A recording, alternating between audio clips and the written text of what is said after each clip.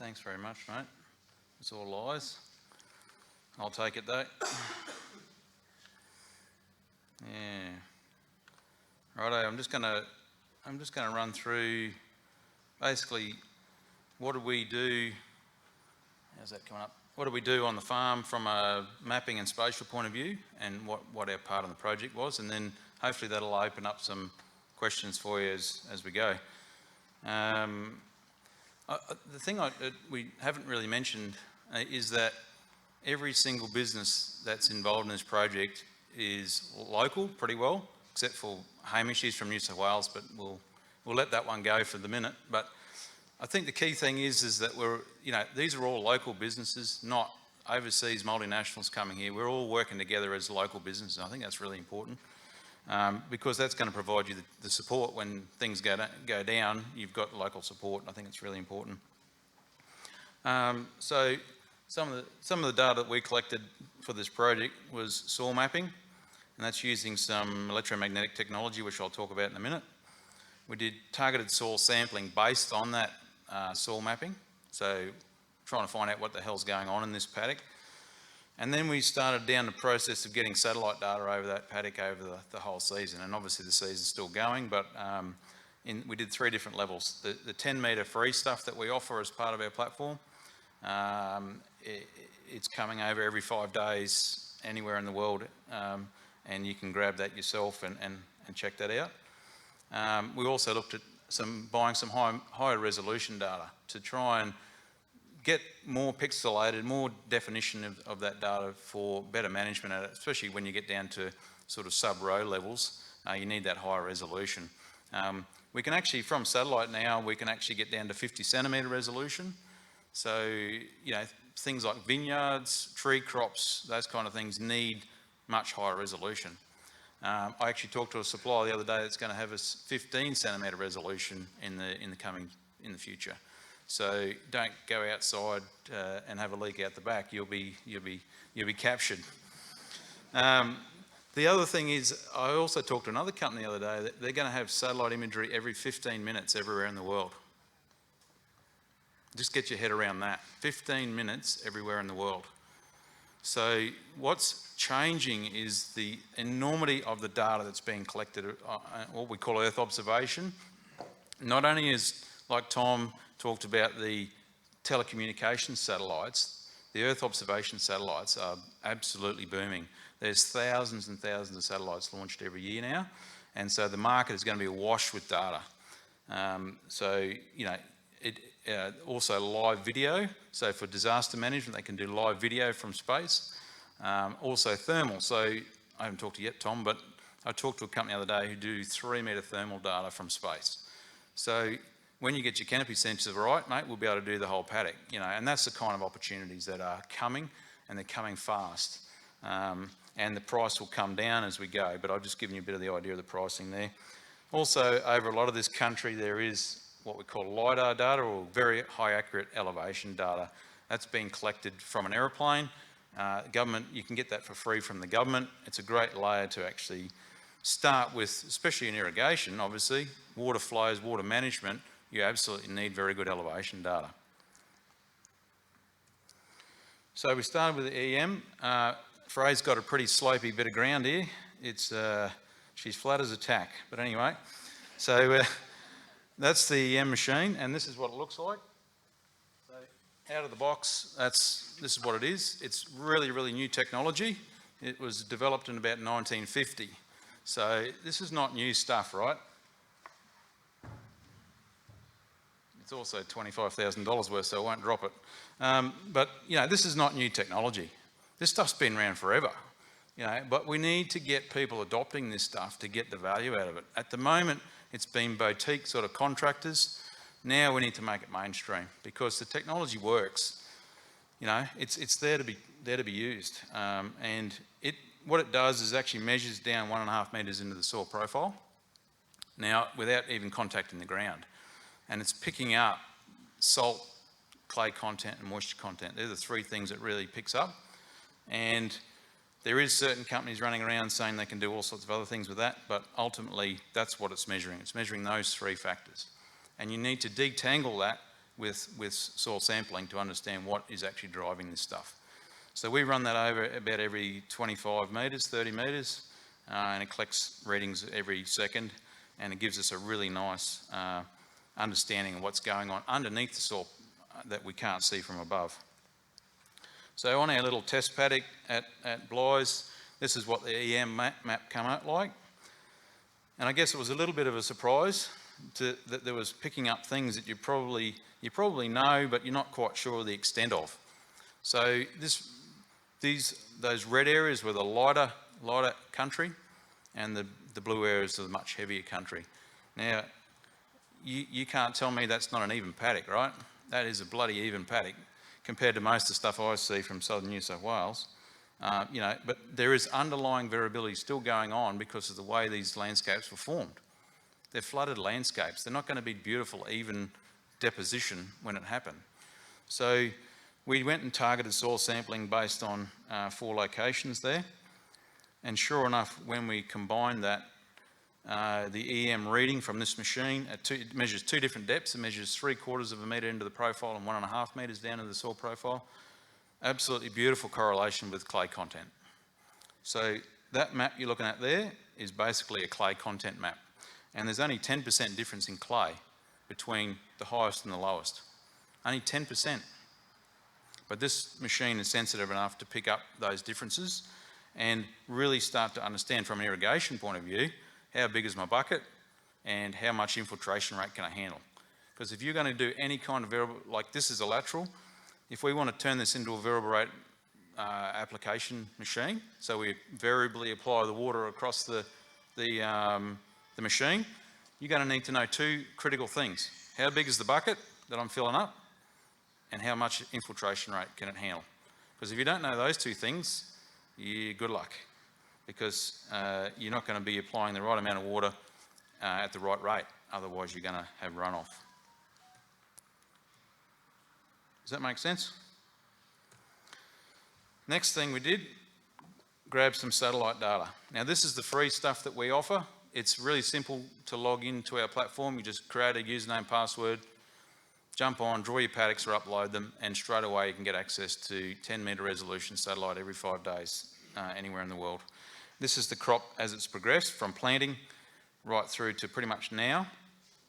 And you can see there was a lot of variability in the image early on because the plants were germinating. What we've done here is deliberately stretch the colours to make sure, like Toby said, really beautiful looking colours, to really look for differences in the paddock. Because if I'm an agronomist and I want to go and check that paddock, I want to know where's the highs and where's the lows and where's the in-betweens. So we deliberately make it look bad.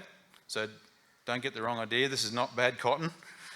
We make it look bad because we want to go, righto, where's the worst areas of that paddock, where's the best areas? If I'm doing bug checking, if I'm doing soil sampling, if I'm doing in-crop management, I need to know where the highs and lows are. And one thing, what are the colours there? Is blue's good biomass on that day, and red is poor biomass on that day. So this is measuring the bulk of the biomass or the colour or the health of the plant, basically. Good question. So one thing you notice, the last 3 images look exactly the same, and this is a problem in cotton where this index that we use here called NDVI, which is a vegetation index, it saturates. And this is what the NDVI looks like. That's why those last 3 images looked exactly the same, is that it just saturates. Now Tom's got a beautiful correlation between NDVI and canopy size and water use. It works across all crops, funnily enough, and you can use the same measure, except when we get to the saturation point. So I'll talk a little bit about how we overcame that with cotton. So cotton, rice, sugarcane, all have problems with saturation because of the huge canopy of the plant. Like cotton plants are huge. So when I overlay Tom's data onto that, I don't know if you can see that all right, but you can see where we've run out of water. The red line is refill point, and we've run out of water as we've talked about already. The NDVI pretty much stayed the same. It's starting to dip a little bit now. So as the crop matures. But when we look at a different index, we actually see that it's called plant cell density. It's a different index that we use. You can see it ties in much better with plant stress. So when we see water stress, it's a much better index to use in that regard. Yep, go mate. There's a starting to stress here. Stress, yep. And that's starting to turn on. So. Yep. So I think the imagery can pick up those stress indicators as well, and I think thermal imagery will also take us to another level. I should have said that satellite imagery is picking up things that our eyes can't see. It moves into the infrared spectrum that we can't see, and it's detecting those crop stresses earlier than you're going to pick them up on the ground. And I can tell you now, walking through a big thick cotton crop, it all looks pretty much the bloody same, unless there's big problems. So the imagery is really good for determining that. Same satellite, yep, same sensor, and just a different algorithm. And there's the 3 algorithms there. So NDVI, we've done another thing called a green cover and a PCD, all on the same day pretty well, or a day apart. You can see there that a big difference. So you need to move into those other algorithms when you're talking about big crops like rice and cotton and sugarcane and corn. They're the big crops that need different indexes. Yeah, that's probably all I need to say on that. I think so. Those different satellites there. There's ones at 1.5 meters doing the green cover and 3 megapixel size as well, doing the other indexes. So they're all sort of purchased products that we offer, but you know, it's important to try and, again, as the crop's progressing, you're still trying to look for those good and bad areas so you know what's actually driving that, what's going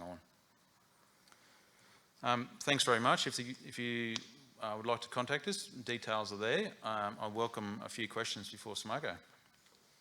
Tim, just back to the PCD, what are you actually measuring there in terms of, what are you actually measuring? So, plant cell density? Yeah. It's a fancy term, mate. Yeah. It's just bullshit, really. But anyway, no, it's a fancy term. It's just infrared and red light. It's the same wavelengths. It's just one divided by another rather than an index.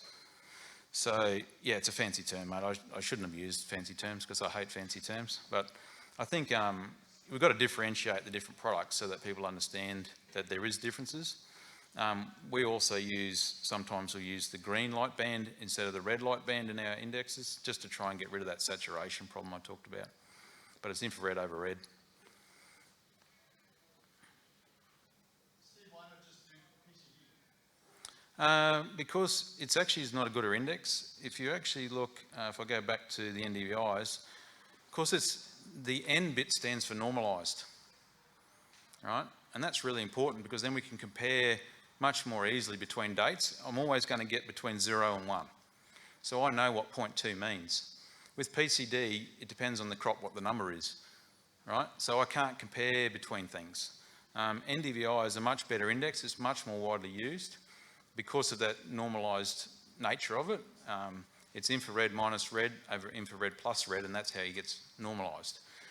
If you want to do change detection, it's a much better tool for doing change detection. So if so happens we had a spray drift event on that paddock at Fraser's, we would do one date minus the next date, and we would see clearly where that spray drift occurred.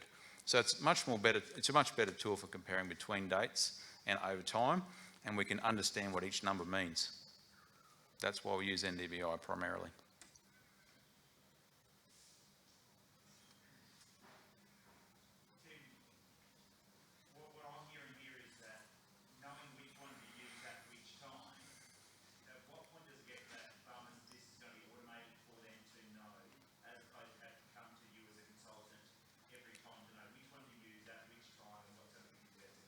Yeah, so we're getting to the point where you'll put your crop type in and we'll pick that for you. That's as simple as that. Because we're absolutely about keeping it simple. Because that's how we've got our adoption. We've got 20,000 farms using our platform now, about a quarter of the grains industry in Australia. And the reason we got that is because we've made it simple and effective, and it delivers value. So I think we've got to take this complexity out of the whole system. And that's been a major barrier to adoption. Yeah. I've spent 2 solid years in Telstra by invitation before the last 15 years being a very passionate apprentice in farming, integration, and also an old friend of Toowoomba, honorary citizen of Queensland. If Touristy Break can be of sort of any small encouragement, you're welcome. That'll be good, thank you. Will we Oh, that's a good question. Sorry, put you on the spot. Yes, we will. Yes, we will. Cool. Yeah, Does it look great? Yeah, so thanks, I mate. guess Yeah. that's part of the ongoing conversation, and I guess what we You want to come up, mate? Come up. That's part of the ongoing conversation, I guess, was even from the EM survey. So I guess it's probably, I don't know if I can point, but so there's certain areas that are showing up, and it's our heavier black soil. So whilst, to the eye it doesn't look too different, sort of you get to know, and it certainly is a fair difference. So the EM survey showed that pretty clearly, and we continually have that pattern through. We were expecting certainly to follow through to a yield map, similar sort of areas. So I guess that's part of the conversation, is at the end of the season, once we have a look at the yield maps, knowing that we ran out of water, etc., but we'll go through and then what we can do. In this instance, we think sort of variable rate manures and the like to try and sort of bring up those heavier areas and see how we go there. But that's, I guess it's an ongoing sort of thing. So we've certainly seen a heavy correlation through from the EM survey through all the data we're seeing. It's giving you a sort of data set to give you sort of your fibres sort of intuitive. That's how that performs. Yeah, absolutely. And probably some of the things you can see there, 5 years ago, we turned that field around from flood to lateral. So some of the things you're seeing there are old paddock history. But, you can see it, visually from a spray rig or something as you go through, but it really shows up. And I suspect, once again, that heavy correlation is going to be right there. Probably some lasering history in that as well. So that's another thing. Do you think you're missing out on some big financial gains? Or are you missing out on financial opportunity by not having this or going forward with it? Look, I think it's a tool that will certainly help. And I guess when you start, I guess the decision being once we sit down at the end of the season is what are we going to apply here, say it's gypsum or something. Is it a variable rate over just this area? And if it's particularly expensive or, high rates of manure or some such thing, I think this will be the sort of tool that will help us develop that variable rate map. The question I was going to have is, have you cut a lot of today's focus is on water usage, but obviously if you could balance your field out, rather than spend the money on variable rate technology, you could actually then apply more uniform crops. Is that something that you looked at, is to bring your soil through amelioration, whether it's gypsum or organic matter or composting, to a more even spread so that therefore you can better utilise your water that way rather than actually vary the rate and treat each part of the paddock differently? Well, yeah, certainly I think that's an ongoing thing we're pretty keen to do and probably get an understanding of the different zones and what's going on there and what we can put in there to remediate it. So the second part of the question is how much monitoring has been done of the soil? So we've got a lot of information on water. What was measured about microbial activity, EC, ratios between minerals and all that sort of stuff in this project? Well, we did do some soil testing to begin with, but I guess, haven't sat down. We're waiting through the project sort of to go through. I understand you have to plant the crop, but Yeah. I assume that'll be something that you'll In the post sort of, wrap up, more about that. And certainly, going forward, that's something where we want to build our knowledge on that and, within these zones and what is going on there. You have this black moisture probe in that field, given that it's obviously very... There was two, so on the east and west side of the lateral, probably on either. It is. It's on those two dots. The 2 points where we did soil testing, we ended up putting the two. Yeah, sorry, one on this. Take a guess. So what I ask you is, you put one in the red zone and one in the... One there Can you see that or not? and one down there. Yeah, right. Yeah. And was there much variation? Yes, there's certainly variation, but once again we probably ran out of water and it all came into the same sort of thing. But certainly on the western side it's a heavier soil and sort of was slower to get going, which we see regularly, and then held on longer.